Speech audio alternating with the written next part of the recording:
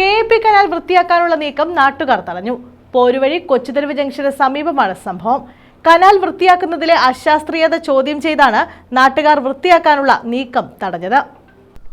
Poruvazhi കൊച്ചുതെരുവ് junction സമീപമാണ് KAP canal വൃത്തിയാക്കാനായി ബന്ധപ്പെട്ടവരെത്തിയത്. എന്നാൽ ഇതിലെ അശാസ്ത്രീയത ചോദ്യം ചെയ്താണ് നാട്ടുകാർ ഇവരെ തടഞ്ഞത്. ഈ ഭാഗങ്ങളിൽ കനാലിന് ആഴക്കൂടുതലും കാൽനടയാത്ര പോലും ദുഷ്കരമായി കാടും വളർന്നു നിൽക്കുകയാണ്. ഇവിടെ കനാലിന്റെ അടിഭാഗം മാത്രം വൃത്തിയാക്കാനാണ് തൊഴിലാളികൾ എത്തിയത്. ഇതോടെയാണ് നാട്ടുകാർ പ്രതിഷേധിച്ചത്. കിടന്ന് കുഞ്ഞ് കരഞ്ഞ് വിളിച്ചു, ദേഹം മൊത്തം പൊട്ടി. ഒരു തമിഴന്മാരെ അനുപ്രത്ത് വാടക.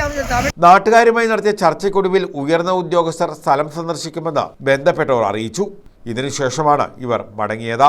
വള്ളിത്തുണ്ട് ഭാഗത്ത് പ്രവർത്തനങ്ങൾ പുനരാരംഭിക്കാൻ ശ്രമിച്ചെങ്കിലും ഇവിടെയും നാട്ടുകാർ ഇടപെട്ട് തടഞ്ഞിരുന്നു. News bureau, Chakkuvalli.